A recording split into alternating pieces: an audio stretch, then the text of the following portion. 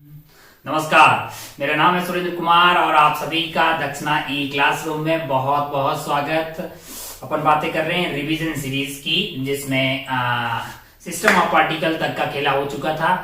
हमें जो next chapter देखना है वो है रिजिड बॉडी डायनामिक्स या फिर रोटेशनल मोशन के नाम से मार्केट में इसको जाना जाता है। काफी इंपोर्टेंट चैप्टर है, मतलब ये ऐसा चैप्टर है जिसमें से सवाल आपको पक्का नीट में दिखाई देगा, इसमें कोई दोहराई वाली बात नहीं है। इस चैप्टर की अगर बात करें तो ज्यादातर सवाल आपको मिलने वाले हैं, कोई बहुत ज्यादा डिफिकल्ट नहीं है। मतलब ऐसे तो बहुत ज्यादा डिफिकल्ट सवाल इस चैप्टर से बनाए जा सकते हैं IIT एडवांस के लिए या फिर इंटरनेशनल फिजिक्स ओलंपियाड के लिए, लेकिन हमारे एग्जाम यानी कि नीट के लिए जो सवाल आएगा वो आपसे बड़ी आसानी से हो जाएगा, बड़ी आसानी से 1 मिनट के अंदर, क्योंकि वो सवाल का लेवल ही ऐसा ही होता है।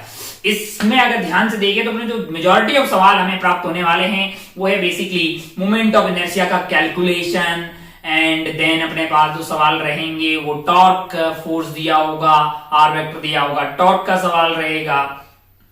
देन उसके बाद अगर आगे बढ़ेंगे तो एंगुलर मोमेंटम कंजर्वेशन के सवाल आपको दिखाई देंगे।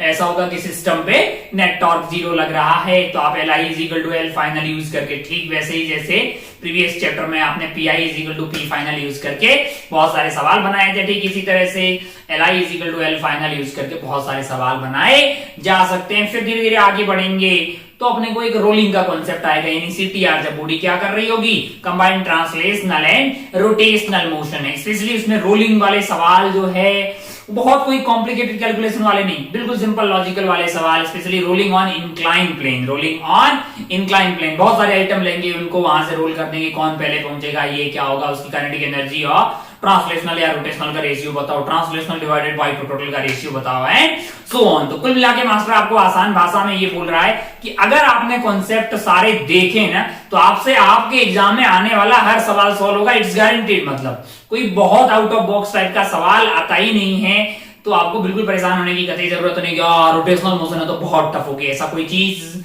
नहीं है।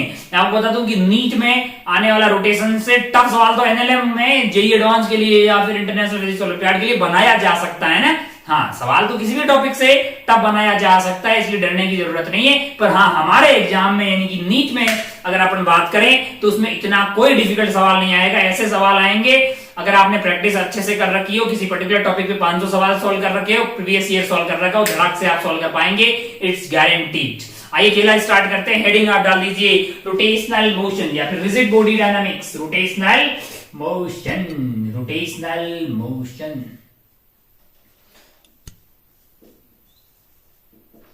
रोटेशनल मोशन, या फिर प्यार से इसको रिजिड बॉडी डायनामिक्स भी बोला जाता है। Rigid body dynamics, rigid body dynamics. Rigid body dynamics क्यों बोलते हैं, रिजिड बॉडी क्या होती है ये आप जानते हैं।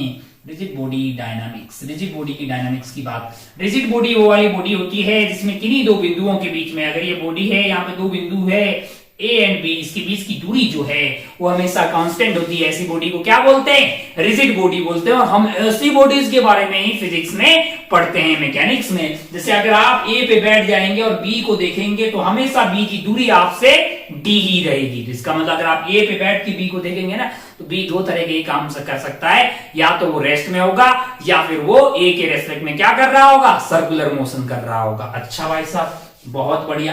अब इस चैप्टर की स्टार्टिंग में जो काम की बात हमारे लिए सिंपल सी होती है वो है मोमेंट ऑफ इनर्शिया। क्या है, मोमेंट ऑफ इनर्शिया। अगर आपको याद हो तो मोमेंट ऑफ इनर्शिया को I से रिप्रेजेंट करते हैं, है ना, जो कि क्या आता है, dm इंटू आर स्क्वायर। यहाँ पे dm मास है, जो axis of rotation, axis of rotation से r दूरी पे रखा हुआ है, r वहां पे परपेंडिकुलर दूरी है, dm आपका मास है। इस एक्सिस ऑफ रोटेशन के अबाउट इसका मोमेंट ऑफ इनर्शिया जो है वो आपका dm r स्क्वायर आएगा। जैसे एक बॉडी को चलाना उस बॉडी को टफ होता है, ट्रांसलेशनल काइनेटिक एनर्जी देना उसमें टफ होता है, जिसका मास ज्यादा होता है, ठीक वैसे ही घुमाने के लिए अपन बातें मोमेंट ऑफ इनर्शिया से डिसाइड करते हैं कि मास सेम भी हो सकता है, लेकिन अलग अलग एक्सिस के अबाउट मास का डिस्ट्रीब्यूशन अलग अलग होगा और उससे मोमेंट ऑफ इनर्शिया अलग अलग हो जाएगा। तो मोमेंट ऑफ इनर्शिया एक ऐसी क्वांटिटी है जो मास के साथ साथ मास का distribution with respect to axis पे भी डिपेंड करता है। अच्छा भाई साहब, ओ हो। तो अगर पॉइंट मास, अब ये मोमेंट ऑफ इनर्शिया पहले इस पूरे चैप्टर में स्टार्टिंग में 3-4 लेक्चर 5 लेक्चर हम लोग क्या पढ़ते हैं, मोमेंट ऑफ इनर्शिया का कैलकुलेशन, उसमें भी 2 पार्ट्स में पढ़ते हैं। First is the calculation of moment of inertia for point mass. कौन सा मास? For point mass, for point mass. अब अगर आप ध्यान से देखें तो बड़ा आसान है, पॉइंट मास होगा तो आई आपके लिए क्या हो जाएगा, डीएम का इंटीग्रेशन एम हो जाएगा, है ना। दूरी आर है तो अगर आपकी ये एक्सिस है और इससे आर दूरी पे हमने क्या रख दिया है, एम रख दिया है, तो इस एक्सिस के अबाउट अपने को आई क्या आ जाएगा, एम आर स्क्वायर। आई की वैल्यू क्या हो जाएगी, एम आर स्क्वायर। इसमें कोई बहुत टफ वाली चीज नहीं। अब ऐसे खूब है, अब मैंने एक मास रखा है, तुम्हारे लिए क्या रहेगा, ट्राइंगल बना देगा, स्क्वायर बना देगा, पेंटागन बना देगा, हेक्सागन बना देगा। ऐसा टाइम पास बड़ी आसानी से कर पाएंगे। बोल देगा भाई साहब यहाँ एम रखा हुआ है, यहाँ एम रखा हुआ है, यहाँ एम रखा हुआ है, एक्सिस यहाँ से पास हो रही है, बताओ मोमेंट ऑफ इनर्शिया क्या होगा, साइड एल एल है। अबे इसका 0 हो जाएगा क्या, इसका 0 हो जाएगा, इसका क्या होगा, एम एल स्क्वायर, इसका क्या होगा, एम एल स्क्वायर, है ना। एम एल स्क्वायर बीच का एंगल 60 डिग्री। ओ रिजल्टेंट निकालेंगे क्या, नहीं, वेक्टर नहीं है भाई साहब, सीधा डायरेक्टली स्केलर क्वांटिटी। तो क्या हो जाएगा, M L square plus M L square यानी 2 एम एल स्क्वायर। फिर कभी आपकी एक्सिस यहां से पास होगी, कभी यहां से पास होगी। तो कोई बहुत टफ चीज नहीं है। ये तो मैंने 3 रख दिया, 4 पेंटागन, हेक्सागन, हेप्टागन, क्यूब बना दो, क्यूबॉइड बना दो, पिरामिड बना दो। आप डरने वाले लोगों में से नहीं है। आप जानते हैं कि हर एक पार्टिकल का उसी एक्सिस के अबाउट निकाल दो। वो कैसे निकालेंगे, I is equal to M R square, M वहां पे पार्टिकल का मास हो गया और आर जो है एक्सिस ऑफ रोटेशन से उस पर्टिकुलर पॉइंट की परपेंडिकुलर दूरी हो जाती है। मैंने कहा अच्छा, और फिर सबको ऐड कर दीजिए। मैंने कहा अच्छा भाई साहब, बहुत बढ़िया, बहुत शानदार। ओ हो। तो अगर अपन ध्यान से बात करें तो ये तो निकालना कोई बहुत टफ चीज नहीं है। फिर अपन धीरे धीरे आगे बढ़ते हैं और बातें करते हैं डिस्ट्रीब्यूटेड मास सिस्टम की। किसके लिए, डिस्ट्रीब्यूटेड मास सिस्टम। बहुत अधिक सवाल आते हैं, मतलब ये आप पॉइंट वाले बोलो, आपको विश्वास नहीं होगा कि ऐसी आसान चीज मास्टर बता क्यों रहा। अब एग्जाम में सवाल ही ऐसे आते हैं, 2 मास है, M1 M2, बीच की दूरी क्या है, R है। बताइए कि मोमेंट ऑफ इनर्शिया क्या होगा उस एक्सिस के अबाउट जो कि M1 और M2 को ज्वाइन करने वाली लाइन के परपेंडिकुलर है और वो पास हो रही है इसकी सेंटर ऑफ मास से। अबे तो आसान भाषा में तुम ये बोल रहे हो ना कि एक्सिस यहां से पास हो रही है, ये सेंटर ऑफ मास हो गया, ये R1 हो गया, ये R2 हो गया। यार इस एक्सिस के अबाउट आई बोलना लाला, M1 R1 का स्क्वायर, M2 R2 का स्क्वायर। तू बोलेगा R1 कैसे पता लगेगा, मैंने कहा M2R divided by M1 plus M2।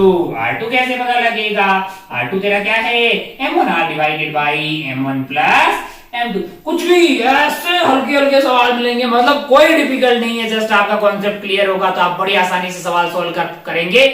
आप प्रीवियस ईयर सॉल्व कर डालिए, बुकलेट के सवाल सॉल्व कीजिए और जो रिवीजन की डीबीपीज दी हुई है उसमें ऐसे ही सवाल है, धड़ाधड़ ऐसे कीजिए। पर हाँ, अब यहाँ पे सवाल ये उठता है कि सवाल तो डिफिकल्ट नहीं है, पर एग्जाम में सारे सवाल सही होने चाहिए, क्योंकि हम नेगेटिव अफोर्ड नहीं कर सकते कट ऑफ को देखते हुए। तो हाँ, सवाल आसान आएंगे, हाँ यस, पर हाँ वो बिल्कुल गलत नहीं होने चाहिए। अब आप बोले ऐसा कैसे हो सकता है, ऐसा हो सकता है बहुत ज्यादा प्रैक्टिस से। हाँ बिल्कुल, आप जो है सिली मिस्टेक को मिनिमाइज करेंगे। आपकी प्रैक्टिस जितनी ज्यादा होगी, जितने नंबर ऑफ सवाल आपने ज्यादा सॉल्व किए होंगे, एक कॉन्फिडेंस आपके अंदर रहेगा और उस कॉन्फिडेंस से जब आप एग्जाम देंगे तो आपसे मिस्टेक कम होगी। बाकी एक आध मिस्टेक हो सकती है, इंसान है, मतलब मिस्टेक हो सकती है, बट हाँ ओवरऑल आपका पेपर बहुत ही अच्छा होगा, इसमें कोई दोहराई वाली बात नहीं है। तो पॉइंट मास के बाद अपन आगे बढ़े हैं। कुल मिला के मास्टर आपको पढ़ाने के साथ साथ बार बार मोटिवेट इसलिए कर रहा है क्योंकि आपका मोटिवेटेड रहना बहुत ज्यादा जरूरी है। आपका नॉलेज ऑलरेडी बहुत अच्छा है, या फिर आप इधर उधर से पढ़ लेंगे, लेकिन अगर आप मनोवैज्ञानिक रूप से अपने आप को पहले से ही डॉक्टर मान रहे हैं ना, फिर काम हो गया भाई साहब, फिर आप नीट छोड़ देंगे, इसमें कोई दोहराई वाली बात नहीं है। आगे बढ़ते हैं अपन पॉइंट मास के बाद अपन आगे बढ़े थे डिस्ट्रीब्यूटेड मास सिस्टम के लिए मोमेंट ऑफ इनर्शिया का कैलकुलेशन। इसके लिए अपन ने क्या किया था, खूब सारे डेरिवेशन किए थे। अब मैं जाहिर सी बात है रिवीजन में या डेरिवेशन करने वाला नहीं हूं, मैं आपको बताने वाला हूं हमने क्या क्या पढ़ा था, हमने क्या क्या पढ़ा था। अगर मैं बोलूं कि भाई साहब ये मेरे लिए एक्सिस ऑफ रोटेशन है और यहां से डी दूरी पे, यहां से डी दूरी पे मैंने एक मटेरियल रखा है, मान लो कि ये मटेरियल रख दिया है, इसका मास, ये रॉड रख दी है, पतली सी रॉड रख दी है, इसका मास m है। अब आप मुझे बताइए कि ये एक्सिस के अबाउट इसका मोमेंट ऑफ इनर्शिया क्या होगा। बताइए भैया, ये रॉड तो एक पॉइंट नहीं है, डिस्ट्रीब्यूटेड मास सिस्टम है। कैसा है? Distributed mass system, distributed mass system है। अब आप खुद बताइएगा, आपको याद होगा कि इसका हर एक पॉइंट जो है वो डी दूरी पे है। अगर हर एक पॉइंट डी दूरी पे है तो भैया इसका पूरा मास डी स्क्वायर बाहर आ जाएगा, डीएम का इंटीग्रेशन एम हो जाएगा, तो एम डी स्क्वायर नहीं आ जाएगा। अबे तो इजी है ना यार, इजी है। पूरा का पूरा एम मास कहां रखा हुआ है? डी दूरी पे रखा हुआ। सिमिलरली अगर मैं आपको बोलूं कि मैंने एक रिंग बनाई है, यहाँ पे एक रिंग है और यहां से एक एक्सिस पास हो रही है और ये दूरी जो है वो आर है, मुझे ये एक्सिस के अबाउट आई बताइए, ये एक्सिस के आई बताइए। माना कि इसका मास एम है, तो आप सिंपल बोलेंगे भाई साहब एम आर स्क्वायर होगा, कोई परेशान होने की जरूरत नहीं है। मैं आपसे पूछूंगा, आपने ये नहीं पूछा कि ये रिंग यूनिफॉर्म है कि नॉन यूनिफॉर्म है, इनका फर्क नहीं पड़ता, यूनिफॉर्म हो कि नॉन यूनिफॉर्म हो। अबे सारा का सारा जो भी मास होगा वो क्या, वो आर दूरी पे रखा हुआ है। अगर वो आर दूरी पे रखा हो तो एम आर स्क्वायर आएगा, इसमें कोई दोहराई वाली बात नहीं है। अच्छा भाई साहब, बहुत बढ़िया, बहुत ही शानदार। फिर अपन धीरे धीरे आगे बढ़ते हैं। रॉड पे अगर आप थोड़ी पीएचडी और करें, रॉड के लिए हमने जनरल निकाला था, लेकिन रॉड के लिए 2 पॉइंट्स, 2 एक्सिस के अबाउट निकालना बहुत बहुत इंपॉर्टेंट होता है। एक मान लो कि रॉड का मास m है, लेंथ l है, एक्सिस यहां से पास हो रही है, आई आपका कितना आता है? ml square by 3, ml square by 3। Pen थोड़ा अच्छे से चल लो यार, ml स्क्वायर बाई 3। और मान लो कि यहीं से एक एक्सिस पास हो रही है, कहां से? सेंटर ऑफ मास से, यहां से COM से। इस एक्सिस के अबाउट क्या होता है? ml square by 12। क्या होता है? ml square by 12। जैसे मास्टर को याद है वैसे भी आपको याद होना चाहिए ताकि सवाल आप बहुत तेजी से कर पाए। अच्छा, ऐसी खूब सारी रॉड जोड़ के हमने क्या बनाया था? हमने मान लो कि यहाँ पे रेक्टेंगल बना दिया। क्या बना दिया है? एक रेक्टेंगुलर प्लेट है हमारे पास। मैंने कहा ठीक है, कैसी है भैया? यूनिफॉर्म है। कैसी है? यूनिफॉर्म है। ये भी कौन सी वाली रॉड के लिए है? यूनिफॉर्म रॉड के लिए। नॉन यूनिफॉर्म होगा तो क्या लगाएंगे? मैंने कहा I is equal to DM R square. DM mass है, आर वहां पे परपेंडिकुलर दूरी है, इंटीग्रेट कर दो, आराम से आपको आई मिल जाएगा। अच्छा, मान लीजिए हमारे पास यहाँ पे एक प्लेट है जिसका टोटल मास आप मान लेते हैं m है और इसकी साइड्स मान लीजिए a एंड b है। एक एक्सिस है, ये वाली टक टक टक टक टक, ये एक्सिस के अबाउट आई बताइए। तो आप बोलेंगे ऐसी खूब सारी रॉड से रखी हुई है पैरेलल, आई की वैल्यू क्या हो जाएगी? mb square by 3। अच्छा एक बात बताइए, ये एक्सिस के अबाउट क्या होगा? ये एक्सिस के अबाउट, इस एक्सिस के अबाउट आप बोलेंगे क्या हो जाएगा? आई की वैल्यू ma स्क्वायर बाई 3 बोलेंगे ना। अच्छा, ये एक्सिस, एक और चीज लगाते हैं यहाँ पे। आप जानेंगे मोमेंट ऑफ इनर्शिया में आगे जाके हमने 2 थ्योरम पढ़ी है। कौन सी 2 थ्योरम पढ़ी है? एक परपेंडिकुलर एक्सिस थ्योरम और एक parallel axis theorem. Perpendicular axis theorem 2D bodies के लिए वैलिड होती है और हमारी प्लेट कैसी है? 2D बॉडी है। क्या बोलती है वो? कि अगर उस बॉडी के प्लेन में हमें 2 एक्सिस मिल जाए जो कि म्यूचुअली परपेंडिकुलर हो और उसके अबाउट मान लो I1 एंड I2 आ रहा है, तो एक ऐसी एक्सिस जो उन दोनों के पॉइंट ऑफ इंटरसेक्शन से पास हो और परपेंडिकुलर हो, कौन से वाले? उसके प्लेन के, जिसमें I1 एंड I2 है, तो I3 will be I1 plus I2, यानी IZ is equal to IX plus IY। अच्छा, तो ये वैलिड होता है सिर्फ प्लेनर बॉडी के लिए और हमारी बॉडी प्लेनर है। तो अगर मैं बोलूं कि इस एक्सिस के अबाउट मुझे आई बताइए, तो क्या बता पाइएगा? मैंने कहा हाँ, यहां से आई क्या हो जाएगा? दोनों का सम m by 3 a square plus b square. अच्छा एक बात बताइए, ये वाले एक्सिस के अबाउट आई क्या होगा? क्या बी वाले पार्ट को आधा कर दिया गया है? mb square by 12। ये एक्सिस के अबाउट क्या होगा? ma square by 12। अच्छा, तो एक बात बताइए, ये एक्सिस के अबाउट क्या होगा? दोनों का सम हो जाएगा। अपन जानते हैं ना कौन, क्या लगा रहा हूं मैं? परपेंडिकुलर एक्सिस थ्योरम, यानी कि m by 12 a square plus b square, है ना। अच्छा भाई साहब, बहुत बढ़िया, बहुत शानदार। ओ बाकी कहीं यहाँ एक्सिस हो निकालना होगा तो क्या करेंगे? मैंने कहा फिर पैरेलल एक्सिस थ्योरम लगा देंगे। I is equal to ICM plus md square उनका। अच्छा भाई साहब, अब अगर मान लीजिए प्लेट की जगह स्क्वायर होता तो वे ए और बी दोनों सेम हो जाते, ए और बी सेम हो जाती है। M A square by two M A square by two इधर से 2 एम ए स्क्वायर बाई आ जाता है M A square by 12 plus M A square by 12 M A square by 6 आ जाता है एक्स इसके अबाउट। अच्छा बहुत बढ़िया भाई साहब, बहुत ही शानदार। हो प्लेट का ये ज्ञान लेने के बाद में मान लो कि मैं रॉड पे थोड़ी और पीएचडी करूं, मान लो कि मैं आपको बोलूं कि रॉड वाले केस में आपको ऐसे सवाल पूछे जा सकते हैं जिसमें आपको बोले कि यार ये एक्सिस के अबाउट बताना है। कौन सी एक्सिस के अबाउट? ये एक्सिस के अबाउट बताना है, पर रॉड यूनिफॉर्म नहीं है, पर रॉड यूनिफॉर्म नहीं है, यानी कि रॉड की लेंथ मान लीजिए एल है और आपको बोला जाए कि lambda is lambda naught x KG पर मीटर। क्या अब आप बोल पाइएगा कि टोटल मास अगर मान लो एम जो भी होगा तो क्या एम एल स्क्वायर बाई 3? मैंने कहा नहीं, क्योंकि ये यूनिफॉर्म रॉड नहीं है, वो यूनिफॉर्म रॉड थी। अच्छा भाई साहब बहुत बढ़िया, तो क्या करिएगा? मैंने अब यहाँ पे इंटीग्रेशन का योगदान कर थोड़ा ठीक हो गया। मान लो क्या करेंगे, यहां से एक्स दूरी पे गए, एक एलिमेंट लिया, एक छोटा सा एलिमेंट लिया, मोटाई क्या है इसकी dx है, इसमें मास क्या होगा dm होगा। ये dm की वैल्यू क्या हो जाएगी? मैंने कहा lambda naught x unit length का मास है इंटू dx कर दीजिए, तो ये आपका dm मास आ गया। और ये dm मास की परपेंडिकुलर दूरी क्या है इस एक्सिस से? x है। तो आपके पास i की वैल्यू हो जाएगी integration of dm r square, dm r square, dm r square, r square की जगह क्या हो जाएगा आपका एक्स स्क्वायर इंटू क्या है dm है, यानी कि लेमडा नॉट x dx। और x की वैल्यू कहां से कहां तक? 0 से लेके L तक। तो अगर आप ध्यान से देखें तो लेमडा नॉट आपके पास बाहर आ जाएगा, अंदर आपके पास रहेगा x क्यूब जिसका इंटीग्रेशन होगा x की पावर 4/4 यानी कि L की पावर 4 डिवाइडेड बाई 4। तो ये अपन ने निकाल लिया भाई साहब। कोई बहुत टफ है क्या? कोई बहुत टफ है क्या? नहीं, ऐसे निकाल सकते हैं। कल को मान लो और वेरिएशन करें, कल को मान लो थोड़ा सा रॉड के साथ और टाइम पास करें। कैसे करें जरा ध्यान से देखें। मान लो कि ऐसे कोई सवाल में रॉड को ऐसे रख दिया हो, रॉड को मैं सारे कॉन्सेप्ट आपको बता रहा हूं, सवाल तो आपके पास खूब सारे हैं ही सही। अगर आप ध्यान से देखिए, मान लो कि आपको कोई ऐसा बोल दे कि हमने यार रॉड को ऐसे रख दिया है, कहां रख दिया है? ऐसे रख दिया, मास m है, लेंथ l है, ये वाला एंगल थीटा है। आप बताइए, हमने पहले भी इसका डेरिवेशन किया है। अब आप एलिमेंट लेंगे भाई साहब, एलिमेंट लेंगे ना, x पे जाके dx का एलिमेंट लेंगे, तो भाई साहब ये क्या आ जाएगा टोटल आपका? मान लो कि भाई लेमडा तो आपका m बटा l हो जाएगा, है ना।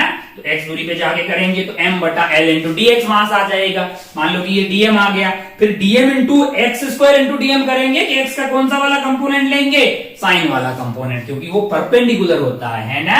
अरे भैया dm r स्क्वायर में r इज परपेंडिकुलर दूरी, तो यहाँ x परपेंडिकुलर था, लेकिन यहाँ मान लीजिए कि आपने x पे जाके, आपने यहां से x पे जाके एक छोटा सा एलिमेंट लिया है dx, लेकिन परपेंडिकुलर दूरी आपकी x नहीं होगी, क्या हो जाएगी? x sin थीटा होगी, है ना। तो आप क्या लिखेंगे? dm की वैल्यू क्या है? ml है इंटू dx है इंटू परपेंडिकुलर दूरी का square x square sine square theta का इंटीग्रेशन आपको देगा i, और लिमिट कहां से कहां तक जाएगी? 0 से लेके l तक जाएगी। तो ये m बटा l sine square theta into, अगर आप ध्यान से देखें तो यहाँ x स्क्वायर आ गया है, x स्क्वायर का इंटीग्रेशन x क्यूब बाई 3 हो जाएगा, यानी l क्यूब डिवाइडेड बाई 3। हमने इसको काट दिया है, तो ये बन गया है आपका m l sin थीटा का स्क्वायर डिवाइडेड बाई 3। तो अपन जानते हैं कि ml स्क्वायर बाई 3 आएगा, लेकिन l का कौन सा वाला कंपोनेंट है? l sin थीटा वाला कंपोनेंट हमारे काम का है। ml स्क्वायर बाई 3, लेकिन l कौन सा है? l sin थीटा, क्योंकि वही परपेंडिकुलर दूरी है। अच्छा भाई साहब, रॉड पे ये सारी पीएचडी करने के बाद अपन आगे बढ़े थे, रॉड पे ये सारी बातें करने के बाद अपन आगे कहां बढ़े थे? अपन आगे बढ़े थे भाई साहब डिस्क पे। किस पे बढ़े थे?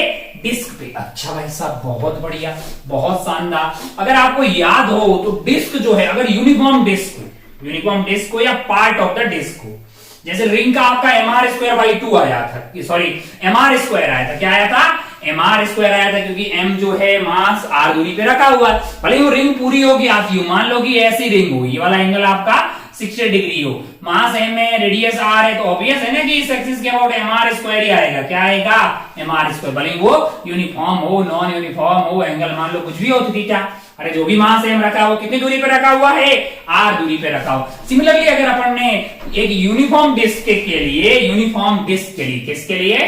यूनिफॉर्म डिस्क के लिए हमने ये साबित किया था कि अगर इसका टोटल मास m है और रेडियस r है और ये यूनिफॉर्म है, कैसी है? यूनिफॉर्म है, यानी पिज्जा का एक पार्ट टाइप का है, तो ये एक्सिस के अबाउट आई आपके पास क्या आया था? mr स्क्वायर बाई 2 आया था, अगर आपको याद हो, है ना? वो बीच के एंगल इस थीटा पे डिपेंड नहीं किया था। अरे हमने क्या करना पड़ेगा? हमको यहाँ पे एलिमेंट लेना पड़ेगा, रिंग को एज ए एलिमेंट लेंगे, इंटीग्रेट करेंगे भाई साहब, है ना? तो अगर ये डिस्क पूरी है, जो भी है, जितना भी पार्ट है, भले ये थीटा 90 डिग्री हो, भले 120 डिग्री हो या 2 पाई हो, mr स्क्वायर बाई 2 ही आता है। हाँ, यूनिफॉर्म होना चाहिए, नॉन यूनिफॉर्म होगा। अच्छा, वहां पे लेमडा था, यहाँ पे क्या डिफाइन होगा? Sigma. Sigma is equal to sigma not into something, कुछ भी ऐसा फंक्शन होगा। एक अच्छा सवाल बनाया जा सकता है। अच्छा भाई साहब, बहुत बढ़िया, बहुत शानदार। तो अगर ये डिस्क की बात करें, किसकी? ये डिस्क की, ये पूरी डिस्क है, पूरी डिस्क का मास m है, रेडियस r है, मास m है, रेडियस r, मास m है, रेडियस r। ये एक्सिस के अबाउट बोलो भैया, मास m, रेडियस r। ये एक्सिस के अबाउट आई आपका क्या हो जाएगा? mr square by 2। क्या हो जाएगा? mr square by 2। ओ, अगर आपको याद हो, परपेंडिकुलर एक्सिस थ्योरम अगर हमने लगाई थी, यहां से ये जो परपेंडिकुलर लिया था, तो ये एक्सिस के अबाउट क्या आ जाएगा भाई साहब? जैसे आपने रिंग की बात की थी, रिंग में ये एक्सिस के अबाउट आपके पास आया था, ये एक्सिस के अबाउट आया था mr स्क्वायर। परपेंडिकुलर एक्सिस के से लगाएंगे तो डायमीटर के अलोंग क्या मिल जाएगा? ये आपके पास mr स्क्वायर बाई 2 मिल जाएगा, क्योंकि दो परपेंडिकुलर डायमीटर में i plus i 2i is equal to mr square. Similarly यहाँ पे आपको क्या मिल जाएगा? mr स्क्वायर बाई 4 है। अच्छा, अगर आपको याद हो, एक रिंग पे ring ring ring ring ring ring ring डाल दें तो क्या बनता है? रिंग पे रिंग डाल दें तो क्या बन जाएगा आपके लिए? रिंग पे रिंग डालते रहेंगे तो आपके लिए बन जाएगा हॉलो सिलेंडर। क्या बन जाएगा? Hollow cylinder. हॉलो सिलेंडर में ये एक्सिस के अबाउट आई आपसे पूछे, ये एक्सिस के अबाउट आई पूछे, बोला कि यूनिफॉर्म है, मास m है, रेडियस r है। खुद ही बताइए, सारा का सारा मास जो है m कितनी दूरी पे रखा हुआ है? r दूरी पे। ये वाली एक्सिस के अबाउट क्या होगा? mr square. ठीक वैसे ही डिस्क के ऊपर डिस्क लगा दो, डिस्क के ऊपर डिस्क लगा दो, डिस्क के ऊपर क्या लगा दो? डिस्क। तो क्या बन जाएगा? यूनिफॉर्म होना चाहिए, uniform solid sphere. Uniform solid sphere, अगर आप ध्यान से देखें, ऐसा यूनिफॉर्म सॉलिड स्फीयर है, तो ये एक्सिस के अबाउट, ये एक्सिस के अबाउट आपका क्या आने वाला है? आई की value mr square by 2, mr square by 2। मैंने कहा अच्छा भाई साहब, बहुत बढ़िया। अगर आपको याद हो तो हमने ना एक ये जो अपना डिस्क था ना, ये यूनिफॉर्म डिस्क, इसमें ऐसे बोला था, इसको ऐसे उंगली डाल दो, हॉलो कोन बन जाएगा। क्या बन जाएगा? हॉलो कोन। मान लो कि मैं आपको बोलूं कि मेरे पास एक हॉलो कोन है। क्या है? हॉलो कोन है। अच्छा भाई साहब, ये हॉलो कोन है। कैसा कोन है? हॉलो कोन। हॉलो कोन का मास m है, रेडियस r है, यहां से एक एक्सिस पास हो रही है, इसी में से उंगली डाल के हॉलो कोन बनाया गया है। i की वैल्यू आती है mr स्क्वायर बाई 2, है ना? mr स्क्वायर बाई 2 है। अच्छा भाई साहब, बहुत बढ़िया, बहुत शानदार। ये जो सिलेंडर्स हैं, ये जो सिलेंडर है, कई बार इसमें ये वाली एक्सिस के अबाउट भी आई आपका काम आता है। कौन सी वाली एक्सिस के अबाउट? ये हॉलो जो सिलेंडर है आपका, कौन सा वाला? Hollow cylinder. हॉलो, ये है आपका हॉलो सिलेंडर। और यहां पे मैं बना देता हूं आपके लिए सॉलिड सिलेंडर। सॉलिड सिलेंडर, ये है सॉलिड सिलेंडर। यहां से एक्सिस पास होती है, यहां से एक्सिस पास हो रही है। ये वाली एक्सिस में अगर आप ध्यान से देखें, ये आपकी रिंग्स हैं, ये रिंग्स हैं, मास इसका m है, लेंथ l है, mass m, length l, radius r, मास m, length l, radius r। ये एक्सिस के अबाउट आप बताएंगे तो इसके अबाउट क्या आता है आपका? रिंग का डायमीटर के अबाउट क्या आता है? रिंग का डायमीटर के अबाउट आपका आता है mr स्क्वायर बाई 2 प्लस, अगर रॉड के हिसाब से अगर आप देखें, डेरिवेशन करते हैं तो आपके लिए आ जाएगा ml स्क्वायर बाई 12, है ना, उसके सेंटर ऑफ मास जा रहा है। तो ये सॉलिड सिलेंडर का इस एक्सिस के अबाउट, हॉलो सिलेंडर का इस एक्सिस के अबाउट है। सिमिलरली सॉलिड सिलेंडर, कौन सा, सॉलिड सिलेंडर का, थोड़ा फास्ट बता रहा हूं, मैं डेरिवेशन पे यहां नहीं जाऊंगा ऑब्वियसली, जस्ट मैं आपको फॉर्मूले रिवाइज करवा रहा हूं, इतने आपको ध्यान होने चाहिए। ये एक्सिस के अबाउट आई की बात करें तो इस एक्सिस के अबाउट आई आपके लिए क्या आ गया था, mr²/4 प्लस यानी डायमीटर है प्लस आपका जो है सेंटर ऑफ मास के बाद ml²/12, ml²/12 है। अच्छा ऐसा बहुत बढ़िया, बहुत सारा, जैसे ये होलो कोन की बात की, कहां से हमने की, लगे हाथ बात कर दी थी कि कैसे लगे हाथ, कि थोड़ा फास्ट नहीं हो रहा है लेकिन फास्ट होना चाहिए, रिवीजन है, डेप्थ में हमने कहा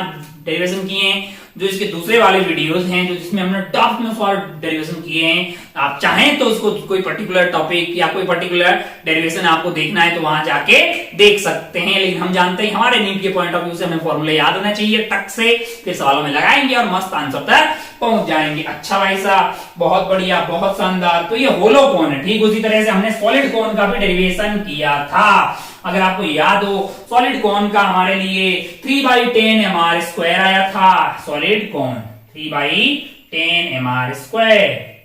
ये सॉलिड कोन क्या है, ये है आपका मास m, रेडियस r और I की वैल्यू हमारे लिए, I की डिस्क लिया था, है ना। सॉलिड कोन कौन है, सॉलिड कोन I हमारे लिए आया था 3/10 mr²। याद रहे तो कोई बुराई वाली बात नहीं है। लगे हाथ हमने लास्ट में एक और चीज पढ़ी थी, ट्राइंगुलर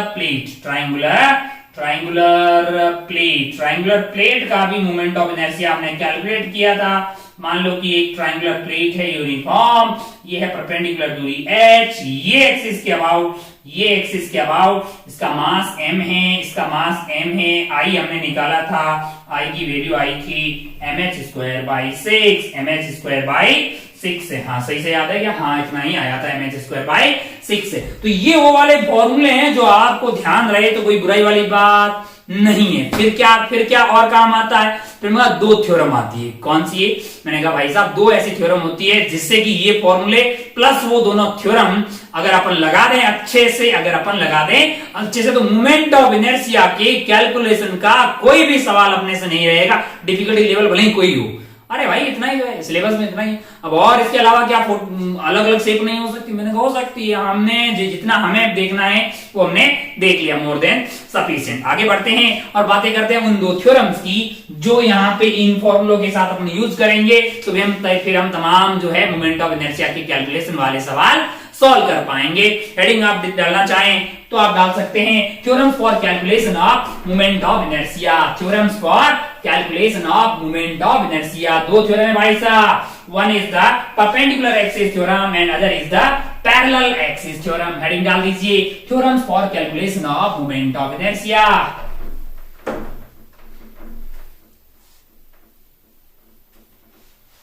थ्योरम है हमारे पास परपेंडिकुलर एक्सिस थ्योरम, उसको 1 बोल लेते हैं, परपेंडिकुलर एक्सिस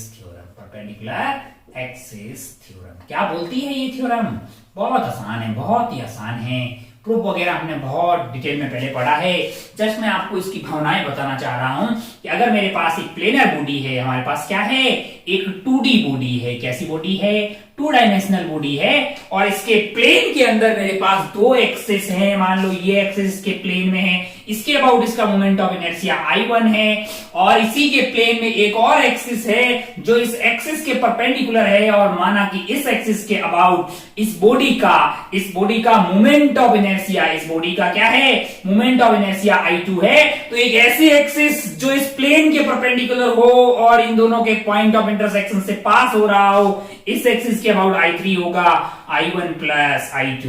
I3 क्या होगा, I1 प्लस I2। खास बात यह है कि ये जो आपकी थ्योरम है परपेंडिकुलर एक्सिस थ्योरम, ये 2D बॉडीज के लिए वैलिड है। आप ऐसा बोल सकते हैं कि IZ is equal to IX plus IY। क्या ये दोनों इसके प्लेन में होनी चाहिए, मतलब इससे बॉडी से पास होनी चाहिए, ऐसा कोई जरूरी नहीं है। I1 एंड I2 जो है वो ऐसे एक्सिस से होगा जो इसके प्लेन में होगी और वो म्यूचुअली परपेंडिकुलर होगी, बॉडी से पास हो जरूरी नहीं है। और इन दोनों के इंटरसेक्शन से एक एक्सिस पास हो रही है जो इसके इस प्लेन के परपेंडिकुलर, उसके अबाउट I3 होगा I1 प्लस I2 प्रूफ आपको ऑलरेडी पहले बताया गया है। अब आप अपने इसका यूज करते हैं बहुत आसान सा, जैसे रिंग वाले केस में इसका यूज करते हैं। माना कि डायमीटर के अलोंग आई है, ये डायमीटर के अलोंग आई है, ये आपका मास m है, तो ये एक्सिस के अबाउट क्या हो जाएगा, I प्लस आई 2I, और हम तो जानते हैं कि ये वाली एक्सिस के अबाउट क्या होता है, mr स्क्वायर होता है। तो डायमीटर के अलोंग अपने पास क्या आ गया है, mr square by 2। Similarly disc होता तो mr square by 2 divided by 2 mr square by 4 हो जाता। तो बहुत आसान सा मतलब परपेंडिकुलर एक्सिस थ्योरम है। लेकिन ध्यान रखने वाली बात यह कि ये सिर्फ 2D बॉडीज के लिए वैलिड है, 3D के लिए वैलिड नहीं है। कल को आपको बोले कि एक क्यूब है, एक्स के अबाउट उसका मोमेंट ऑफ इनर्शिया दिया हुआ है, वाई के अबाउट दिया हुआ है, जेड के अबाउट बताइए, तूने अगर एक्स और वाई वाला ऐड करके सीधा जेड का बता दिया तो गलत हो जाएगा, क्योंकि क्यूब 2D बॉडी नहीं है, ये ध्यान रखना है। बस बड़ा आसान है, बाकी आप जहां जहां जरूरत पड़ेगी वहां यूज कर सकते हैं, इसका बहुत यूज कर सकते हैं आप। अब तो अपन इसका यूज करते हैं सवालों में जहां जहां जरूरत पड़ते हैं। अपन लगे हाथ जो है पैरेलल एक्सिस थ्योरम भी देख लेते हैं, और फिर अपन क्या करते हैं, मोमेंट ऑफ इनर्शिया अभी तक हमने पढ़ा है बेसिकली, और इसमें सवाल खूब सारे आते हैं। तो अपन प्रीवियस ईयर के वो क्वेश्चंस देखते हैं जो मोमेंट ऑफ इनर्शिया से हमें पूछे गए, ताकि आपको कॉन्फिडेंस हो जाएगा भाई साहब की कोई बहुत डिफिकल्ट सवाल नहीं आता है, बहुत आसान सी बातें होती है और आप बड़ी आसानी से कर पाएंगे इतने नॉलेज के साथ में। परपेंडिकुलर एक्सिस थ्योरम के बाद में अगली जो थ्योरम हमारे काम की है वो है पैरेलल एक्सिस थ्योरम। कौन सी थ्योरम, पैरेलल एक्सिस थ्योरम। बहुत आसान भाई साहब, बहुत ही आसान, जरा ध्यान से देखिए, बढ़िया हो यार। हाँ, parallel axis theorem second number की जो थ्योरम है हमारे लिए वो है पैरेलल एक्सिस थ्योरम। प्रूफ इसका भी दिया गया था आपको मैंने लेक्चर्स के अंदर। क्या बोलता है ये, I is equal to ICOM plus MD square. क्या है ये, मैंने कहा भाई साहब हमारे पास एक रैंडम बॉडी है जो 2D भी हो सकती है, 3D भी हो सकती है। अगर हमें यहाँ पे एक एक्सिस है, यहाँ इसका COM है और इससे एक एक्सिस पास हो रही है, माना कि इस एक्सिस के अबाउट बॉडी का मोमेंट ऑफ इनर्शिया है ICOM, माना कि इस बॉडी के अबाउट इसका मोमेंट ऑफ इनर्शिया ICOM है। तो एक ऐसे एक्सिस जो इसके पैरेलल हो, जो कि क्या हो, इसके पैरेलल हो, और मान लो कि ये वाली दूरी D है, तो इसके अबाउट का I होता है ICOM plus MD square. M इसका मास है, D इन दोनों के बीच की दूरी है। याद रखें ये दोनों कैसे वेक्टर है, पैरेलल वेक्टर है, ऐसे वेक्टर है। ऐसा नहीं हो कि आप ऐसा बना दें फिर वो स्क्यू बन जाएंगे। सेमी प्लेन में होना चाहिए, यानी जस्ट इसके पैरेलल। ये 2D हो कि 3D हो, सबके लिए वैलिड है भाई साहब। ध्यान रखें सेंटर ऑफ मास से पास होने वाली एक्सिस होनी चाहिए और वो इसके जस्ट पैरेलल होनी चाहिए। फिर आपका I हो जाएगा ICOM प्लस MD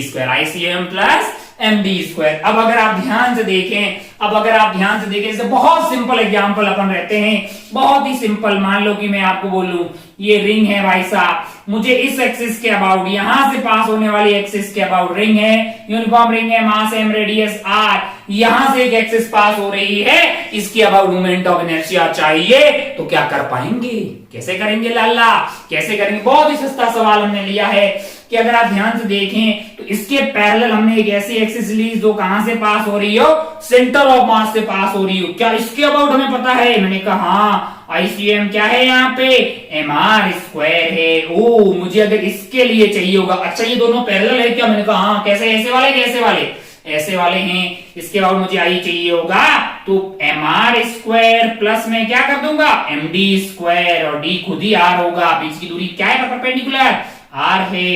तो आंसर मेरा कितना आ गया है 2MR स्क्वायर। क्या आ गया है 2MR स्क्वायर। ओ, तो क्या 2D और 3D दोनों के लिए लगती है, मैंने कहा हाँ। क्या बहुत काम किए, मैंने कहा हाँ। तो अपन क्या इसमें और एग्जांपल लें, मैंने कहा एग्जांपल तो बिल्कुल लेंगे, लेकिन ऐसा करते हैं कि मोमेंट ऑफ इनर्शिया पे जो प्रीवियस ईयर्स के क्वेश्चंस आए हैं उन्हीं सवालों को अपन देखते हैं, ताकि अपने को और कॉन्फिडेंस आ जाए कि भाई साहब जो हमने मोमेंट ऑफ इनर्शिया के लिए अभी तक पढ़ा है उससे क्या हम प्रीवियस ईयर में आए हुए तमाम सवाल सॉल्व कर सकते हैं। उनका बिल्कुल किए जा सकते हैं। अगर वो सवाल सॉल्व किए जा सकते हैं तो फिर आने वाले साल के सवाल तो बड़ी आसानी से कर लेंगे भैया। आजकल तो इजी हो गया है कार्यक्रम, है ना। अब जरा ध्यान से देखिए, अपने पास है 32 ईयर्स, यानी कि 2019 तक के पेपर हैं इसमें, 2020 का नहीं है, खैर कोई बात नहीं। अगर अपन ध्यान से देखें मोमेंट ऑफ इनर्शिया का जो सवाल है, यहाँ पे moment of inertia moment of inertia moment of inertia पूछा गया है नीट 2016, नीट सेकंड 2016 में एक सवाल है, जरा ध्यान से देखिए। A light rod of length L has two masses M1, light road है। अच्छा भाई साहब, नीट 2016 का एक सवाल है मोमेंट ऑफ इनर्शिया का, जरा ध्यान से देखिए। ओ हो, अब जरा ध्यान से देखिए जरा, क्या है, नीट 2 बार हुआ था क्या 2016 में, पता नहीं, नीट सेकंड लिखा है 2 बार हुआ होगा। अब जरा ध्यान से देखें, एक लाइट रोड है जिसका लेंथ क्या है, L है, लाइट का मतलब मास लेस है, इसके दो एंड पे M1 और M2 लगा रखे हैं। मैंने कहा ओ हो, पूछा क्या है आपसे पूछा है moment of inertia of system about an axis perpendicular to rod and passing through the centre of mass. अब यहां से, कहां से, यहां से परपेंडिकुलर हो गया, सेंटर ऑफ मास कहां है, मैंने कहा यहां पे ये R1 होगा, ये R2 होगा। अंधा आदमी भी बता देगा कि I की वैल्यू क्या होगी लाला, M1 R1 का स्क्वायर प्लस M2 R2 का स्क्वायर। मुझे बताइए R1 की वैल्यू क्या होगी, R1 की वैल्यू क्या होगी, R1 की वैल्यू होगी M2 into R, centre of मास में पढ़ा होगा यार, M2 into R plus M1 plus M2, ये आपका R1 हो गया इसका square plus M2 into R2 की वैल्यू क्या होगी भाई साहब, R2 की वैल्यू होगी M1 into R divided by M1 plus M2 divided by M1 plus M2 का स्क्वायर। तो अगर आप ध्यान से देखें तो R स्क्वायर आपके लिए कॉमन आ जाएगा, यहां से होगा आपके लिए अगर आप ध्यान से देखिए तो M1 M2 R square common आ जाएगा, अंदर की तरफ रहेगा M1 प्लस M2, नीचे आपके पास क्या है, मैंने कहा M1 प्लस M2 का होल स्क्वायर आ रहा है, इससे ये कट गया, आंसर आपका आता हुआ दिखाई देगा M1 N6 R square divided by M1 plus M2। मैंने बीच की दूरी को R लिया था, उसने क्या दिया, L लिया है, तो ठीक है, हमारा आंसर होगा M1 N2 L square divided by M1 plus M2। देखिए जरा ऐसा किसी ऑप्शन में है क्या, ये आपको M1 M2 L square divided by M1 plus M2, मेरे पास जो ऑप्शंस हैं उसमें ये ऑप्शन ए में दिखाई दे रहा है, तो मैं इसको टिक करके आगे बढ़ सकता था। ये सवाल है नीट 2016 में, क्यों करवा रहा है मास्टर, ताकि तुझे विश्वास आ जाए कि बहुत आसान सवाल आते हैं, बस तुझे एग्जाम में सही से करना है ना, कैलकुलेशन सही से करनी है, कॉन्फिडेंट रहना है। अगर आप कॉन्फिडेंट रहेंगे तो सारे सवाल आराम से हो जाएंगे, इसमें कोई दोहराई वाली बात नहीं है, क्योंकि जब आपने सिलेबस पढ़ लिया है, जो चीजें आपके सिलेबस में थी वो अच्छे से पढ़ लिए, तो फिर क्या है मतलब, कुछ आउट ऑफ बॉक्स कुछ आने वाला नहीं। आइए एक और सवाल देखते हैं, ये था नीट 2016 का सेकंड वाला, फर्स्ट वाला देखते हैं भाई साहब। अब जरा ध्यान से देखिए, इसमें एक और सवाल आया है मोमेंट ऑफ इनर्शिया से रिलेटेड, देखते हैं क्या अपन कर पाते हैं नहीं कर पाते हैं। देखो जरा, इसको उड़ा दिया, देखिए जरा 2000 क्या सवाल है, from a disc of radius R of and mass M है, a circular hole of radius R from a disc of radius R and mass M, a circular ball of diameter R whose rim passes through the center is cut. What is the moment of inertia of the remaining part of the disc about an axis perpendicular and passing through the center है। अच्छा, सवाल ऐसा बोल रहा है कि हमारे पास एक डिस्क थी, हमारे पास क्या थी, एक डिस्क थी, ऐसी थी भाई साहब, जिसका मास M था, रेडियस क्या था, R था, इसमें से हमने यहाँ पे R डायमीटर वाली एक डिस्क को काट दिया है, तो बचा कुछ आइटम अपने पास कैसा है, ऐसा है भाई साहब। अब अगर आप ध्यान से देखें तो ये बोला गया है कि इसका ए वाली एक्सिस जो कि सेंटर से पास हो और परपेंडिकुलर हो डिस्क के, इसके अबाउट क्या बताना है, what is the moment of inertia of the remaining part of the disk about a perpendicular axis passing through the center। बहुत बढ़िया भाई साहब, 2016 में पूछा गया है। अब आप ध्यान से देखिए तो इसका रेडियस है आपके लिए R और इसका रेडियस क्या है, R/2। अगर आप ध्यान से देखें तो पूरा एरिया आपके पास था, पूरा एरिया था पाई R स्क्वायर, क्या था, पाई R स्क्वायर था कि नहीं था यार। और जो पार्ट कट किया गया है वो आपके पास क्या है, अगर आप ध्यान से देखें तो वो है आपका पाई R/2 का स्क्वायर, यानी कि pi R² by 2 2 pi R square by 4, sorry, है ना। अच्छा, अगर इसका मास m है, इसका मास कैपिटल M है, तो इसका मास क्या होगा जो कट किया गया है उसका m/4, यानी कि m/4 मास कट कर दिया है, यानी कि बचा कुछ आइटम का मास है 3m/4, और ये जो कट हुआ है उसका मास कितना है m/4। ओ हो, काश अगर ये होता, काश अगर ये होता, ये भी होता, अगर ये होता तो इस एक्सिस के अबाउट आई क्या आता आपके लिए, अगर ये होता तो आता mr²/2, अगर ये होता तब इस एक्सिस के अबाउट आई आता mr²/2, लेकिन अब तो ये है ही नहीं, इसका मतलब अब कुछ और आएगा। मैंने कहा माना कि अब आ रहा है आपके पास आई आ रहा है, यानी कि ये वाले पार्ट का अपने पास, ये वाले पार्ट का जो पूछा गया है सवाल में, हमने ये मान लिया हमने आई है। अगर इसमें मैं ये वाला पार्ट ऐड कर दूं, कौन सा वाला पार्ट, ये वाला ऐड कर दूं, तो मुझे टोटल ये डिस्क बन जाएगी। अगर मैं इस वाले पार्ट में ये वाला पार्ट यानी कि ये वाला पार्ट में इसमें ऐड कर दूं, तो ये बन रहा है मेरे लिए ऐसा डिस्क, और इसका मुझे पता है क्या आ रहा है मेरे लिए, ये आ रहा है मेरे लिए mr²/2। हो, तो ये वाले पार्ट का तो मैं आई मान चुका हूं, और इस वाले पार्ट का मास क्या है, इस वाले पार्ट का मास अपने लिए m/4 है। अच्छा, तो क्या इस एक्सिस के अबाउट में मुझे इसका आई पता है, मैंने कहा हाँ, इसके सेंटर के अबाउट आई बताइए, इसके सेंटर के अबाउट अगर ये भरा हुआ होता तो क्या होता बताइए। आप बोलते mr²/2 है, m खुद ही क्या है m/4 है, r² यानी कि mr²/2, m/4 r², इसका r क्या है r/2 है, तो r²/4 mr²/2, यहां पे ये आ गया है भाई साहब, तो ये हो गया आपके पास mr²/32। अच्छा, अगर ये एक्सिस के अबाउट इसका आई इतना है, तो इस एक्सिस के अबाउट आई कितना होगा, तो आप बोलेंगे साहब कि पैरेलल एक्सिस थ्योरम लगाना पड़ेगा, यानी कि mr²/32 में ऐड क्या कर देंगे अपन md², और m खुद ही क्या है m/4 है, d क्या है लाला r/2 है, ओ r/2 का स्क्वायर, यानी कि mr²/32 प्लस r² और ये 4 and 4 हो गया आपके लिए, कितना हो गया है 16 हो गया है। अच्छा, ये पूरा कार्यक्रम क्या हो गया है,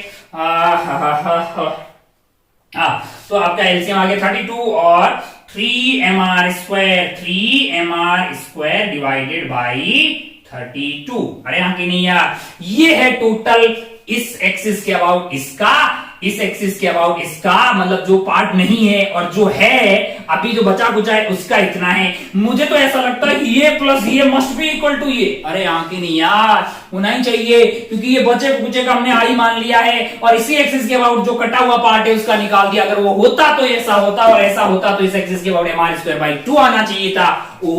इसका मतलब क्या है, इसका मतलब ये है कि i plus 3mr² divided by 32 must be equal to 32 must be equal to mr²/2। हमें क्या चाहिए, हमें i चाहिए, तो हम क्या करेंगे, mr²/2 माइनस 3mr²/32 कर दिया है। एलसीएम आप ले लीजिए 32 है ना, तो यहाँ पे हो जाएगा 16mr² माइनस 3mr², तो आंसर आपके लिए जाता हुआ दिखाई देगा 13mr² divided by 32। 13mr² divided by 32, ये आपको ऑप्शन डी में, जो मेरे पास बुकलेट है उसमें ये ऑप्शन डी में है, यानी कि आपका आंसर डी हो जाता 13mr² डिवाइडेड बाई 32। ये कैविटी प्रॉब्लम्स के नाम से जानी जाती है। ये अगर आप अपन ध्यान से देखें तो ये अच्छा सवाल था, मतलब नीट के लेवल के हिसाब से देखें तो बेहतरीन सवाल की कैटेगरी में आता है, लेकिन आपको डरने की कतई जरूरत नहीं है, क्योंकि आपने तो ऑलरेडी कैविटी प्रॉब्लम्स देख रखे हैं, है ना। बाकी इस सवाल को बहुत अच्छे से समझ लें कि ये थोड़ा डिफिकल्ट साइड में, आप बोले रिलेटिवली सवालों में ये बोलते हैं कि थोड़ा ठीक सवाल था जिसमें आपको कैलकुलेशन करने की जरूरत थी। अरे आगे नहीं यार, कोई बहुत टफ है क्या, कोई बहुत टफ है, बिल्कुल ऐसा कुछ नहीं है, तो मैंने धीरे धीरे ऐसे किया, बाकी इसको विद इन 1 मिनट में आराम से सॉल्व किया जा सकता है। आगे बढ़ लें क्या भाई साहब, इससे पहले जो है हमारे पास कब आया है मोमेंट ऑफ इनर्शिया का सवाल। मोमेंट ऑफ इनर्शिया का सवाल आया है भाई साहब 2015, जो नीट कैंसिल हुई थी 2015, उसमें एक मोमेंट ऑफ इनर्शिया कैलकुलेशन का सवाल था। आइए देखते हैं जो नीट कैंसिल हुआ था 2015 का, उसका क्या सवाल है। मोमेंट ऑफ इनर्शिया का, मिट जाओ यार, का है उतना भाव खा रहे।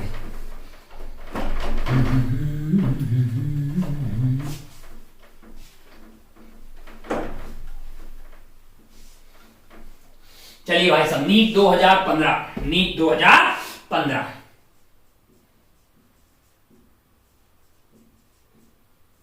हाँ नीट है, हाँ 2015 में नीट था कि आईपीएमटी था, जो भी था, जो कैंसिल हुआ था। एक सवाल था, सवाल क्या है, 3 identical spherical shells each of the mass same radius R placed as shown in the figure है, एक्स एक्स डैश जो है which is touching the two shells and passing through the diameter and third shell of the moment है ना। Spherical sales रखी हुई है, क्या रखी हुई है, स्फेरिकल सेल्स रखी हुई है। मैंने कहा अच्छा ये देखिए, एक ऐसी है, एक कैसी है, ये ऐसी है। मैंने कहा अच्छा, और ये कैसी है, ये ऐसी है भाई साहब। ओ हो, और यहां से एक्सिस पास हो रही है, यहां से एक्सिस पास हो रही है, और इसका नाम आपको दिया गया है X X dash, x X dash. यहां पे लिखा हुआ है स्फेरिकल सेल, है ना, स्फीयर नहीं लिखा हुआ है। क्या है, स्फेरिकल सेल है, मतलब क्या है, हॉलो स्फीयर है, सबका मास m है, रेडियस r है, यानी कि ये तो डायमीटर ही हो गया, इसका इस डायमीटर के अबाउट क्या हो जाएगा, 2/5 mr², है ना। ओहो, इस एक्सिस के अबाउट इसका क्या है, मैंने कहा 2/5, सॉरी 2/5 क्यों होगा, हॉलो है तो 2/3 हो जाएगा, 2/3 mr²। ओहो, इसके लिए md² भी लगाना पड़ेगा। मैंने कहा हाँ, क्योंकि हमें इस एक्सिस के अबाउट निकालना है, 2/3 mr² प्लस md², d आपके लिए r हो जाएगा, ये r², और ये जो भी आ रहा है इंटू 2 कर दिया हमने, किस खुशी में, क्योंकि एक और आइटम ऐसा है, इसमें क्या ऐड कर दिया है, इसमें ऐड कर दिया है 2/3 mr², 2/3 mr²। अबे कितना लल्लू टाइप के सवाल है यार, 2/3 mr²। देखो जरा ध्यान से, 3 उधर चला गया है, ये आपका हो गया 5 mr²/3।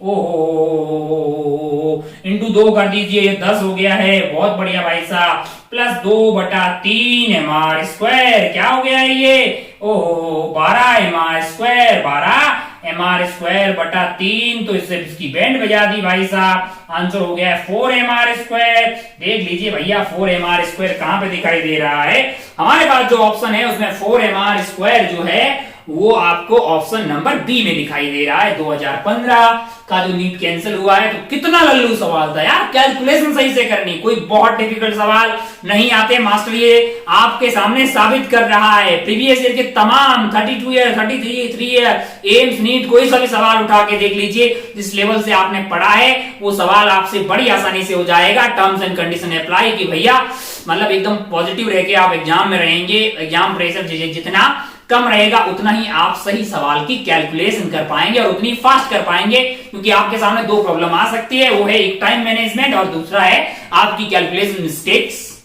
है ना। दोनों को कम किया जा सकता है, बार बार टेस्ट देते रहे। चलिए आगे बढ़ते हैं, 22 के बाद आगे बढ़ते हैं, एक और मतलब 22वां ये सवाल नंबर था यहाँ पे। आगे मोमेंट ऑफ इनर्शिया का सवाल है, मेंस 2012, मेंस 2012 का एक सवाल यहाँ पे बुक में, तो देख लेते हैं भैया। मोमेंट ऑफ इनर्शिया में क्या सवाल आया था उस टाइम। मोमेंट ऑफ इनर्शिया की पीएचडी कर रहे हैं आज वाले लेक्चर में अपन, क्योंकि एक संभावना है कि मोमेंट ऑफ इनर्शिया का एक सवाल बनता है, मतलब है ना कि आ जाए। चलिए भाई साहब, तो ये जो है 2012 का सवाल है। 2012 में एआईपीएमटी वगैरह जो भी होता था, 2012 का सवाल देखिए। सवाल ऐसा है, moment of inertia of uniform circular disc है, एक यूनिफॉर्म सर्कुलर डिस्क है। क्या है, यूनिफॉर्म सर्कुलर डिस्क है, उसमें बिंदु बनाए गए हैं, टक टक टक टक हम भी बना लेते हैं, पहले सवाल पढ़ते हैं। बिंदु यहाँ पे अनीता है, यहाँ पे आपके पास डाली है, यहाँ पे आपके पास चमेली है, और यहाँ पे आपके पास बबीता है। A B C D बिंदु है। The moment of inertia of uniform circular disk is maximum about an axis passing through the disk, passing through. अच्छा भाई साहब, ऐसी डिस्क बताइए जो इसके परपेंडिकुलर हो, मतलब ऐसी एक्सिस बताइए जो इसके परपेंडिकुलर हो, और कौन से बिंदु से पास हो कि भैया उसके about maximum moment of inertia आ जाए। यार कोई भी चंपक आदमी कर लेगा रे, टोटल मास आपका सबके लिए सेम है, जिस एक्सिस से मास का डिस्ट्रीब्यूशन दूर दूर रहेगा उसके अबाउट मोमेंट ऑफ इनर्शिया ज्यादा आएगा। सबसे कम हमको लगता है कि भैया ए के अबाउट आएगा, क्योंकि सिमेट्रिकल है कार्यक्रम। फिर उसके बाद सी एंड डी, मतलब जो भी दूरी होगी उस पर डिपेंड करेगा। सबसे ज्यादा हमको लगता है बी के अबाउट आएगा, क्योंकि लल्ला बी के लिए ये वाला जो मास इधर वाला है वो काफी दूर पड़ेगा, सबसे ज्यादा दूर पड़ेगा। अरे यहाँ की नहीं यार, मैक्सिमम पूछा है, मैं तो बोलूंगा एक एक्सिस को बी से पास करवा दीजिए ऐसे टक से, उसके about maximum moment of inertia है। कितना आसान था, 15 सेकंड की जरूरत पड़ती है इस सवाल को सॉल्व करने के लिए। बस आपको ऐसी जल्दीबाजी नहीं करनी, मैक्सिमम की जगह मिनिमम पढ़ लिए तो आपका आंसर जो होता ए हो जाता। तो ऐसी कोई गलती नहीं करनी है, बस आपको पॉजिटिव रहना है और सही से एग्जाम में सवाल को पढ़ना है, बस फिर आपका आंसर आ जाएगा। कोई बहुत टफ नहीं है, ये आप जानते हैं, या आप पहले से अपने मन में बिठा लें कि इस एग्जाम में नीट में आने वाले सारे सवाल आपको आते हैं। वो आपके नॉलेज की कोई टेस्ट नहीं है, वो बाय डिफॉल्ट हमें पता है कि आपको सारे आते हैं। अब सवाल ये उठता है, क्या आप सारे के सारे सवाल एग्जाम में सही कर पाते हैं उतने टाइम में और वहां पे अंडर प्रेशर?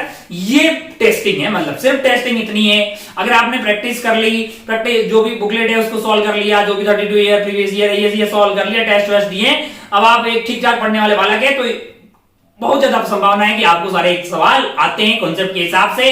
बस आपको सही से कैलकुलेट करने हैं वहां पे। अब जरा ध्यान से देखिए, 32 पे ये सवाल था, एक और जो है 35 वाले पे एक सवाल दिया है। 2011 में एक सवाल आया, आइए देखते हैं क्या है 2011 में। मोमेंट ऑफ इनर्शिया का, moment of inertia of thin uniform rod of mass and length about an axis passing through the mid point and perpendicular to the length is I not. मैंने कहा अच्छा, एक रॉड है भाई साहब, thin rod है। मैंने कहा बहुत बढ़िया। मास इसका क्या है? मास कैपिटल एम है, लेंथ एल है। बोल रहा है कि मिड पॉइंट से जाए और परपेंडिकुलर, मतलब तुम यही बोलना चाह रहे हो ना, मतलब ये वाली एक्सिस के अबाउट तो ml स्क्वायर बाई 12 होगा, ml स्क्वायर बाई 12 होगा। और तुम बोल रहे हो कि वो आई नॉट है, तुम क्या बोल रहे हो? वो आई नॉट है। अच्छा भाई साहब, बहुत बढ़िया। कहां से एकदम, हाँ ठीक है। It's moment of inertia about an axis passing through the one of its end perpendicular to its length है। अब बोल रहा है कि इसके अबाउट तो आई नॉट है, यहां से ये एक्सिस पास हो रही है, इसके अबाउट बताओ। अरे भैया, अबे बहुत आसान है। क्यों? क्योंकि ये सेंटर ऑफ मास से तो पास हो रही है, तो यहां से पता करना है। तो I is equal to ICOM plus MD square. अब वैसे तो अपन जानते हैं कि कितना आएगा, ml स्क्वायर बाई 3 आएगा, ml स्क्वायर बाई 3 आएगा। तो ml स्क्वायर बटा 12 को अगर I नॉट बोला है तो I नॉट की टर्म में उसको बड़ी आसानी से लिखा जा सकता है। लेकिन I is equal to ICOM plus MD square लगाते हैं तो ICOM की वैल्यू अपने पास I नॉट आ गई है प्लस MD स्क्वायर, और D की वैल्यू क्या हो जाएगी हमारे लिए? ये दूरी है, ये कितनी है लल्ला? L/2। कितना लल्लू सवाल रे लल्ला, L/2 का स्क्वायर। ओ I naught plus ml square by 4 किसी ऑप्शन में दिखाई दे रहा है। I naught plus ml square by 4 कौन से ऑप्शन में लल्ला? बी ऑप्शन में। कौन से ऑप्शन में है? बी ऑप्शन में। इसको टिक करके क्या आप आगे बढ़ सकते थे? बिल्कुल, इसको टिक करके आगे बढ़ा जा सकता है, इसमें कोई दोहराए वाली बात नहीं है, बहुत ही आसान सा है। आइए आगे बढ़ते हैं। ये था आपका 2011 के एग्जाम में आया हुआ सवाल। आगे बढ़ते हैं, फिर कहीं अपने को दिखाई दे रहा है क्या? मोमेंट ऑफ इनर्शिया का सवाल, सर्कुलर डिस्क, दिस। हाँ देखते हैं।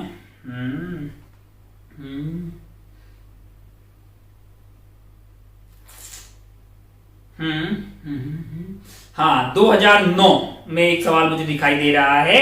2009 का एक 4 identical thin rods mass m length वाला square frame moment axis passing through the center of square and perpendicular is the plane। बोले भाई साहब, ओहो देख ले, ये 2009 का ये सवाल, 2009 का एक सवाल देख ले। 2012 कैसे पहले 2009 में एक सवाल आया है। ऐसा बिल्कुल नहीं है कि मैं सिलेक्टेड बता रहा हूं, मैं देख रहा हूं बुक में, जो मेरे को लाइन से दिख रहा है ना, जो मोमेंट ऑफ इनर्शिया का ही सिर्फ दिखाई दे रहा, वो सवाल बता रहा हूं। 2009 का क्या सवाल है भैया? 2009 का सवाल है, 2009 का सवाल ऐसा है, क्या सवाल है? 4 identical thin rods each of mass same length L form A square frame है। मैंने कहा ठीक है, ऐसे ऐसे ऐसे ऐसे, हर एक का मास क्या है? मास m लेंथ l, मास m लेंथ l, मास m लेंथ l, मास m लेंथ l। मैंने कहा बहुत बढ़िया भाई साहब। Moment of inertia of this frame about an axis through the center of square and perpendicular to its plane. यानी कि एक axis यहां से पास हो रही है, इसके अबाउट मोमेंट ऑफ इनर्शिया बताओ। मैंने को पता कर लो यार, ये तो सिमेट्री है। मैंने कहा इसके अबाउट बता ना, सिर्फ इस रॉड का पता ना, सिर्फ इस रॉड का कितना आएगा, ml स्क्वायर बाई 12, परपेंडिकुलर दूरी बोलियो l/2, तो इस रॉड के कारण कितना आएगा, मैंने कहा ml square by 12 plus md square. ओ जो ये उत्तर आएगा ना लल्ला, 4 से मल्टीप्लाई कर लो। अबे ये आंसर होगा, ये आंसर होगा। क्यों? अरे एक रॉड का निकाल ले, इंटू 4 कर ले, सिमेट्री है ना आत्मा, और बाकी डायरेक्टली ऐड हो जाएगा क्योंकि स्केलर क्वांटिटी वेक्टर थोड़ी है यार। जरा ध्यान से देखिए, तो ये ml स्क्वायर बाई 12 हो गया है प्लस md स्क्वायर, यानी कि ml स्क्वायर बाई 4 इंटू आपके पास आ गया है 4। तो ये आइटम कितना हो गया है, ये आपका हो गया है 12 और 3 4 ml स्क्वायर बाई 12 इंटू 4। तो हमको तो लगता है कि 4 ml square by 3, 4 ml square by 3। तो ये आपका हो गया कैलकुलेशन, इसको कर डालिए। 2009 में आया है। फिर और कहीं है क्या, 2008 में कोई सवाल है कि thin rod of length L mass m is bent in midpoint into 2 hallways so that the angle it is this the moment of inertia of bent rod about an axis passing through the bending point and perpendicular to plane defined by the two hallways। ला। अच्छा ये तो 2009 का, 2008 का एक सवाल दिखाते हैं आपको, है ना। इतना लल्लू है, मतलब इतना लल्लू है, आप बोलेंगे वाह, है ना। 2008 जरा देखिए, जरा ध्यान से देखिए।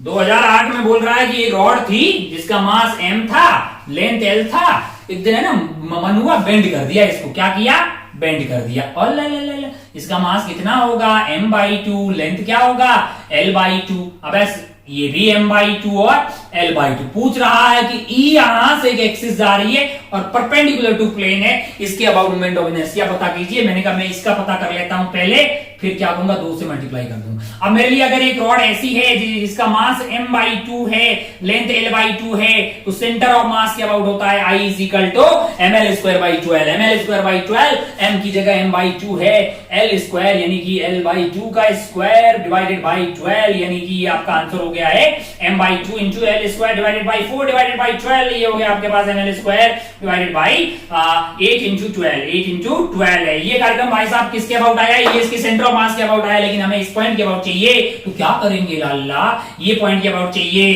तो ml square divided by 12 into 8 में ऐड कर देंगे md स्क्वायर। क्या लगा रहे हैं यहाँ पर, पैरेलल एक्सिस थ्योरम लगा रहे हैं। क्या लगा रहे हैं, पैरेलल एक्सिस थ्योरम। अच्छा, parallel axis theorem ICM plus md square, और m खुद ही क्या है और बीच की दूरी क्या है। अब जरा ध्यान से देखिए, टोटल लेंथ है आपका l/2, तो ये वाली दूरी कितनी हो जाएगी, l/4 है, तो m/2 इंटू l/4 का स्क्वायर, ये आपका हो गया है एक के कारण, और ऐसी 2 रॉड है इंटू 2 कर दीजिए। जो भी आपकी कैलकुलेशन आ रही है इसको सॉल्व करने पे, वही आपका आंसर हो जाएगा। तो ये था भाई साहब 2008 का सवाल। इससे पहले भी कोई आया हुआ है क्या, moment of inertia, angular momentum 2006 का moment of inertia uniform circular disc of radius R about axis perpendicular diameter is normal to the disc. 2006 का सवाल देखिए, 2006 में क्या पूछा है, मोमेंट ऑफ इनर्शिया का। जरा ध्यान से देखिए, दिखाई दे रहा है एक मोमेंट ऑफ इनर्शिया का सवाल सन 2006 में देखिए जरा ध्यान से। 2006 क्या है moment of inertia, moment of inertia of uniform circular disc of radius r and mass m about an axis touching the disk and its diameter, axis touching the disk at its diameter and normal to the disk। अच्छा, ओहो disc है भाई साहब, disc का मास क्या है, m है, radius क्या है, r है, एक एक्सिस है, तो यहां से पास हो रही है ना, डायमीटर को टच कर रही है, और इधर से ऐसे परपेंडिकुलर टू दी सरफेस, यही है ना भाई साहब। Doesn't this get diameter and normal to the, बता लो ये एक्सिस के अबाउट बताओ भाई साहब, ये एक्सिस के अबाउट क्या होगा, मैंने कहा हो जाएगा mr स्क्वायर बाई 2 और प्लस में लगा देंगे md स्क्वायर। क्या लगा देंगे, md स्क्वायर। तो ये एक्सिस के अबाउट क्या हो जाएगा, I = mr square by 2 plus md square, यानी कि mr स्क्वायर। तो आंसर क्या हो जाएगा आपका 3mr square by 2, 3mr square by 2 है। तो ऑप्शन देख लीजिए 3mr/2/2 आपको डी में दिखाई देगा। लल्लू पल्लू सा सवाल। Moment of inertia of uniform circular disc of radius mass about axis passing through edge of the disc and normal to the disc. 54 ये कब का आया हुआ है? 2005 का। देख के तू बोलेगा तू बता क्यों रहे हो, इतना आसान है। मैंने कहा इतने आसान ही आते हैं। Moment of inertia of uniform circular disc of radius R mass M. मैंने कहा ये ठीक है भाई साहब, ये मास एम रेडियस आर हो गया। कहां से बताना है? About an axis passing through the edge of the disc and normal to the disc. अच्छा, edge of the disc pass हो रहा है और नॉर्मल टू द डिस्क, तो ये तो सेमी टाइप का हो गया है। ये तो सेमी टाइप का सवाल था, इसमें कोई दम ही नहीं था। आइए आगे बढ़ते हैं। फिर कब बोला है? 2004 में एक सवाल पूछा है। 2004 में क्या पूछा है भाई साहब, जरा ध्यान से देखिए। ओहो, एक फोटो बनाया हुआ है। 3 particles each of mass m gram situated in the vertices of equilateral triangle. ओहो, साइड L है। Moment of inertia of the system about an ax perpendicular to AB।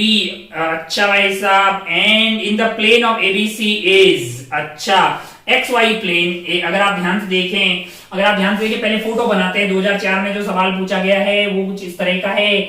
यहाँ पे आपके लिए है, ये X है। अच्छा, और ये A पॉइंट है, ये B पॉइंट है, ठीक है। और यहाँ पे एक मास M रखा हुआ है, एक मास M यहाँ रखा हुआ है और एक मास M यहाँ रखा हुआ है। ये जो दूरियां हैं हमारे लिए यहाँ पे L है। अच्छा, बहुत बढ़िया। Moment of inertia of the system about N line AX है परपेंडिकुलर टू AB। ओ, इस लाइन के अबाउट पता करना है। सवाल ये बोल रहा है ये लाइन के अबाउट पता करो रे। इसका 0 हो गया, यहीं से पास हो रहा है। इसका क्या हो गया है? ये m का, मैंने कहा ml स्क्वायर हो जाएगा। इसका क्या होगा? मैंने कहा md, फिर ml स्क्वायर में l, mr स्क्वायर में ये दूरी ये होगी भाई साहब, है ना। तो ये एंगल 60 है आपका। ये एंगल क्या है? 60 है। ये क्या है? ये l है। तो ये वाली दूरी क्या होगी? l cos थीटा, यानी l/2। तो इसका क्या हो जाएगा? मैंने कहा m इंटू l/2 का स्क्वायर, यानी कि ml स्क्वायर बाई 4। नेट क्या होगा? मैंने कहा ml square plus ml square by 4 plus 0, यानी कि 5 ml square. ml square plus ml square by 4 यानी कि 5 ml square by 4। 5 ml square by 4 है, जो कि सी ऑप्शन में दिखाई देता है। 2004 में ये सवाल पूछा गया। कुल मिला के मास्टर आपको ये बता चुका है कि बहुत ही लल्लू चीजें हैं। मतलब बहुत ज्यादा लल्लू। आप बोलो तो एक आध और दिखा देता हूं मैं। अगर आप ध्यान से देखें 1999 वाला, अगर आप देखना चाहें, movement of inertia of disc of mass and radius R about an axis which is tangential and tangential to circumference parallel to the diameter. और क्या है भाई साहब? डिस्क है। क्या है? डिस्क है ना। Movement of inertia of disc, mass m है, रेडियस r है। Mass m, radius r, tangential है और पैरेलल टू डायमीटर L। इसके अबाउट, तो भाई इसके अबाउट पता है कितना होता है ना। इसके अबाउट क्या होता है? mr square by 4 plus md square. लगा दे, mr square plus mr square, जोड़ ले इसमें, 5 mr स्क्वायर बाई 4 आएगा। इतना लल्लू सवाल ये था 1999। और आप कहीं देखना चाह रहे हैं? और एक ट्राइंगल वाला सवाल आपको मिलेगा। बहुत ही आसानी से आप कंपेयर कर पाएंगे, वैसा सवाल, मतलब जो अभी हमने पहले देखा था वैसा एक आपको 1995 का कंपैरिजन वाला सवाल पूछा गया है। फिर एक 1993 का इसने लिखा है। क्या है उसमें लिखा है rectangular minimum moment of inertia बताना है। एक रेक्टेंगुलर सीट है। अच्छा, मतलब ऐसा एक प्लेट टाइप का मान लीजिए, ठीक है। क्या है भैया? ए बी सी डी कहाँ है? ये आपका ए हो गया, ये बी हो गया, ये सी हो गया, ये डी हो गया है। ओहो, यहाँ पे आपका एफ हो गया है, यहाँ आपका जी हो गया है, यहाँ आपका ई हो गया है, यहाँ आपका जी हो गया है। अच्छा भाई साहब, बहुत बढ़िया। तो मोमेंट ऑफ इनर्शिया किसके अबाउट मिनिमम होगा? मैं तो बोलूंगा इसी के अबाउट होगा बे, मिनिमम पूछा है तो, क्योंकि ये एक्सिस है जिसमें मास का डिस्ट्रीब्यूशन पास है ना, क्योंकि ये लेंथ दी है, ये वाली लेंथ ज्यादा दी हुई ना, एडी, है ना। अच्छा भाई साहब, बोल रहा है कि बीसी जो है लंबा है compare to twice of A. B ये लेंथ लंबी है कंपेयर टू ये, तो ऑब्वियस सी बात है कि इसके अबाउट मिनिमम होगा। ओहो, कंपेयर टू ये है ना, इसमें ये मास दूर तक जाएगा। सवाल में इंफॉर्मेशन है कि ये लेंथ बड़ी दी हुई है। बहुत ही रद्दी सवाल है, थोड़ा फास्ट में बढ़ रहा हूं आगे, बाकी कुछ नहीं है। एक और सवाल कहीं दिखाई दे रहा है, एक और सवाल दिखाते हैं। 1990 का एक सवाल दिखाई दे रहा है।